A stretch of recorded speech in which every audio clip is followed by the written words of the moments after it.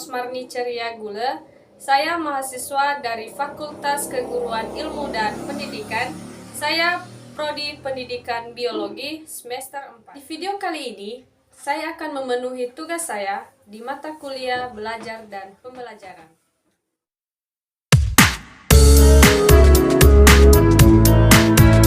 Ada pula berbagai pertanyaan yang telah diberikan kepada saya. Pertanyaan yang pertama yaitu, apa itu belajar? Perlu kita ketahui bahwa belajar adalah suatu proses atau upaya yang dilakukan oleh suatu individu untuk mendapatkan perubahan, baik itu perubahan tingkah laku, sikap, dan nilai positif sebagai suatu pengalaman dari berbagai materi yang telah dipelajari. Jadi, belajar itu adalah suatu hal pengalaman yang telah kita lewati atau menjadi suatu pelajaran bagi kita. Sekarang pertanyaan yang kedua. Mengapa orang harus belajar? Perlu juga kita ketahui bahwa belajar itu sangatlah penting, di mana belajar juga memungkinkan kita untuk mengatasi sebuah masalah. Dalam hal ini, belajar ini bisa dikatakan sebagai resep penyelesaian. Belajar akan membuat kita lebih fleksibel dalam semua aspek kehidupan. Dengan belajar, kita akan berhubungan dengan orang-orang yang memiliki karakteristik beragam dan menarik.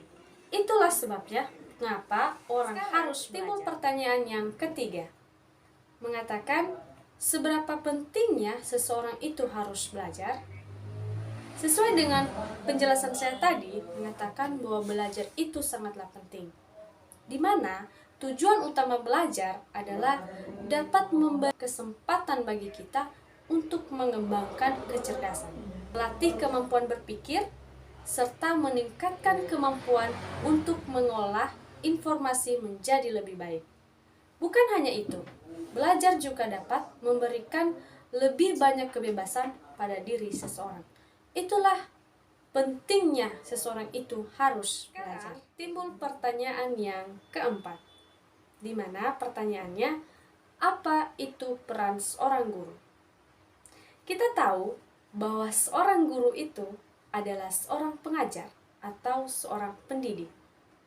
Peran atau yang disebut sebagai tugas seorang guru yaitu yang pertama sebagai sumber belajar, di mana seorang guru berperan sebagai sumber belajarnya siswa atau peserta didik.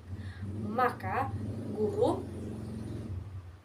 gurulah yang menjadi tempat siswa atau peserta didik menggali dan mengambil. Peran seorang guru yaitu sebagai fasilitator, di mana seorang guru berperan memfasilitasikan sebuah pelatihan, dalam hal ini membantu memudahkan peserta didik untuk belajar.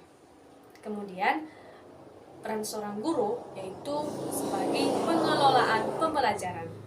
Kemudian sebagai demonstrator, di mana guru harus menguasai bahan atau materi pembelajaran, dalam hal ini untuk membekali siswa dalam belajar.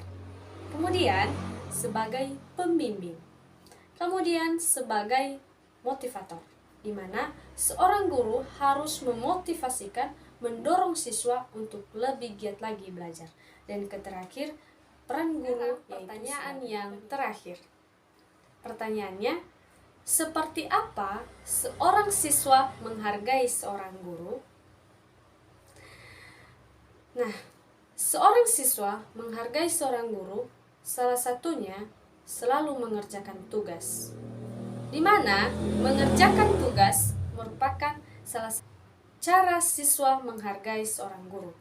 Misalnya, ketika guru memberikan tugas, maka siswa harus selalu mengerjakan tugas tersebut dengan baik.